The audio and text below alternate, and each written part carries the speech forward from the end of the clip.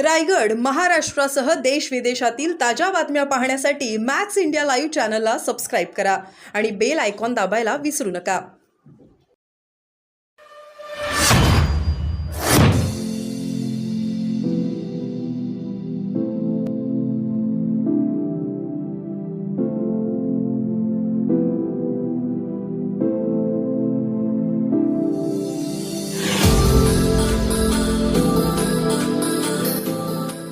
महायुतीचे 9च्या 9 उमेदवार निश्चितपणाने जिंकून येतील.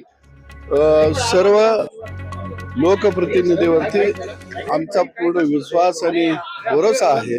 महाराष्ट्राच्या विकासाला चालना देण्यासाठी महायुतीला साथ देण्याचा निर्णय राज्यातल्या बहुतांशी आमदारांनी, आमच्या महायुतीचा तर घेतलेलाच आहे, पण बहुतांशी आमदारांनी घेतलेला आहे आणि निश्चितपणाने विजय हा महायुतीचा असेल. पण घोडे बाजार खूप झालेला आहे आणि सदाभाऊंकडे आर्थिक ताकद कमी आहे, त्यामुळे सदाभाऊ पडतील अशी चर्चा आहे.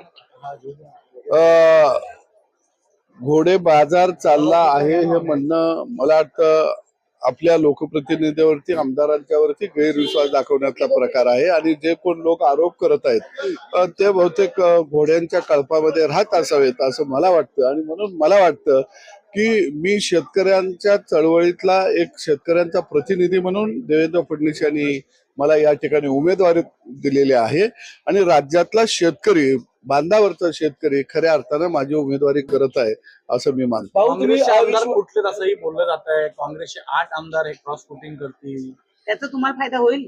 लोकशाहीमध्ये भारतरत्न डॉक्टर बाबासाहेब आंबेडकरांनी प्रत्येकाला मताचा अधिकार दिलेला आहे आणि मला वाटतंय प्रत्येक विवेक बुद्धीला स्मरून आपलं मतदान यावेळच्या निवडणुकीमध्ये होईल असं मला वाटतं. विश्वासाचा मुद्दा उपस्थित केलेला आहे. जर आमदारांवर विश्वास आहे तर मग आमदारांना एकत्र हॉटेलला का ठेवलं जातं?